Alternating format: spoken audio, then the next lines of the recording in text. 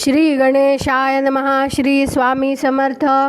सुप्रभातम. नमस्कार. सिया ऑफिशियलवर आपले सुस्वागतम. योगेशं सच्चिदानंदं वासुदेवं व्रजप्रियं धर्मसंस्थापकं वीरं कृष्णं वंदे जगद्गुरुं. आज आपण महाभारतातल्या पहिल्या खंडातले आदिपर्व पुढे वाचायला सुरुवात करूया. वैशंपायन म्हणाले, पांडव नगराच्या वेशीवर आले आहेत असे समजतात वारणावतातील असंख्य लोक यत्किंचित आळस न करता मोठ्या उत्साहाने सर्व मंगल वस्तूंचा संभार बरोबर घेऊन अनेक प्रकारच्या वाहनांमधून पुरुषश्रेष्ठ पांडवांना सामोरे गेले. पांडवांच्या समीप जाताच वारणावतातील लोकांनी त्यांचा जयघोष केला, त्यांचे अभिष्ट चिंतन केले आणि सर्वजण त्यांच्या भोवती घोळका करून उभे राहिले. त्यांच्या परिवारामध्ये देवतुल्य पुरुषश्रेष्ठ धर्मराज युधिष्ठिर देवांच्या परिवारात असणाऱ्या साक्षात इंद्राप्रमाणे शोभून दिसला. वारणावतातील नागरिकांनी पांडवांचा सत्कार केला आणि उलट पांडवांनीही त्यांचा सत्कार केला. आणि नंतर जनसमूहाने गजबजलेल्या व शृंगारलेल्या वारणावतात त्यांनी मोठ्या थाटामाटात प्रवेश केला. राजा जन्मेजया नगरीमध्ये प्रवेश केल्याबरोबर लगेच ते पांडववीर आपल्या विहित कर्मामध्ये मग्न असलेल्या ब्राह्मणांच्या घरी गेले. नंतर ते नगरातील अधिकाऱ्यांच्या घरी गेले. धारकऱ्यांच्या म्हणजे शूर लढवय्यांच्या घरी गेले. तसेच वैश्य नागरिकांच्या आणि क्षुद्रांच्याही घरी ते गेले. नगरवासी जनांनी केलेला पाहुणचार स्वीकारल्यावर पांडव पुरोचनाच्या मागोमाग आपल्या तात्पुरत्या निवासस्थानाकडे गेले. त्या ठिकाणी पुरोचनाने त्यांना उत्कृष्ट पक्वान्ने, रुचिर पेये, उंची शय्या तसेच उंची आसने दिली. अशा प्रकारे पांडवांचे ते राहते घर मोठ्या किमती सामानाने भरून गेले.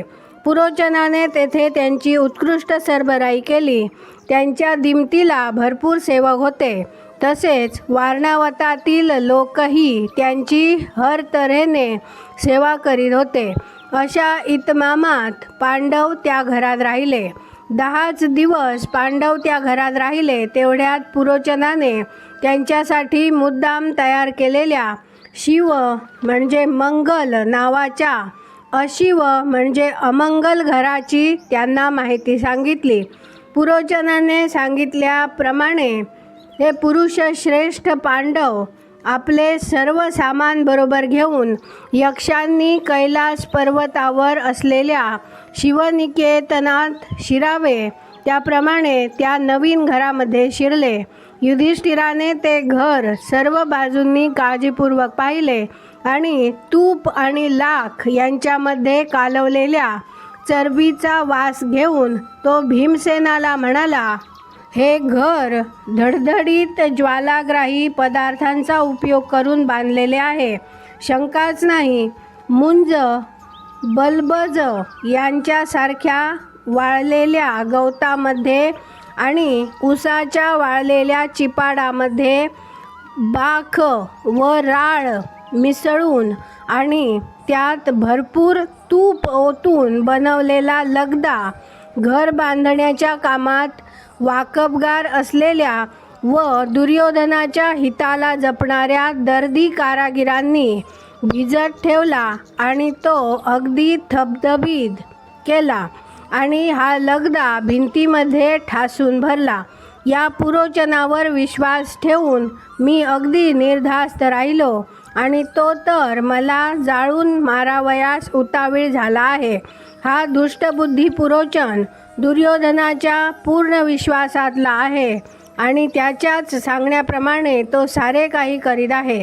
अतिशय चतुर व दूरदृष्टी विदुराने हे कारस्थान मागेच हेरले होते आणि त्याप्रमाणे त्याने मला त्याच वेळी इशाराही देऊन ठेवला होता.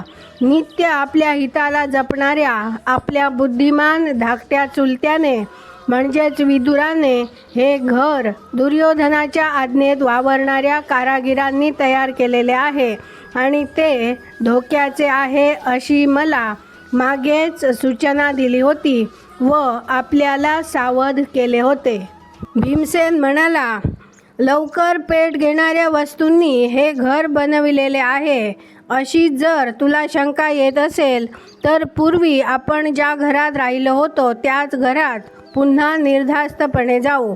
युधिष्ठिर म्हणाला, सुरक्षित आणि निश्चित मार्ग सापडेपर्यंत आपल्याला आपल्या मनातील विचार बाहेर प्रकट होणार नाहीत अशी खबरदारी घेऊन अगदी सावधपणे आणि धैर्य धारण करून आपण याच घरात राहावे आणि मार्ग काढण्यासाठी कोशिश करावी असे मला वाटते. आपल्या हालचालीची त्या पुरोचनाला थोडीशी जरी शंका आली तर तो मागे पुढे न पाहता चपळाई करील आणि आपल्याला जाळून टाकील. हा पुरोचन अधर्माला घाबरणारा नाही, लोकांच्या निंदेची कधीच पर्वा करणारा नाही. तो पूर्णपणे दुर्योधनाच्या कच्छिपी गेलेला आहे आणि यामुळे तो प्रत्येक गोष्ट दुर्योधनाच्याच मनाप्रमाणे करणार.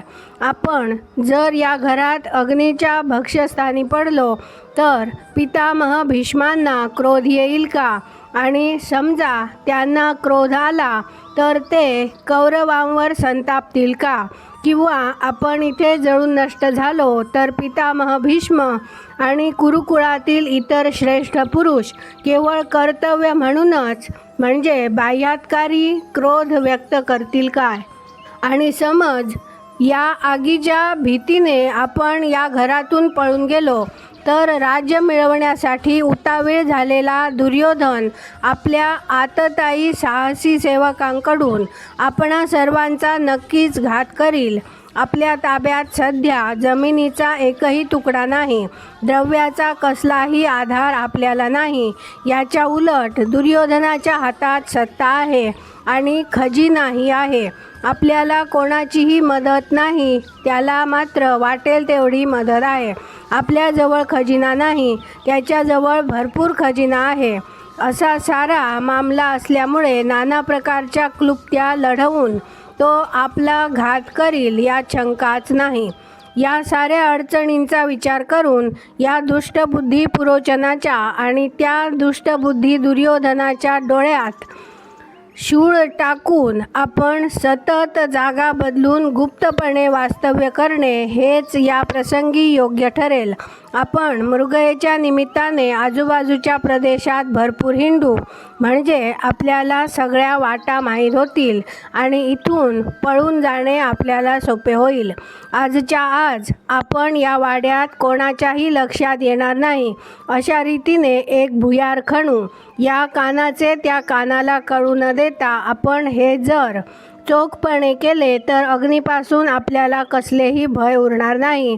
आपण भुयारामध्ये दडून राहिलो आहोत याचा त्या पुरोचनाला सुगावा लागणार नाही.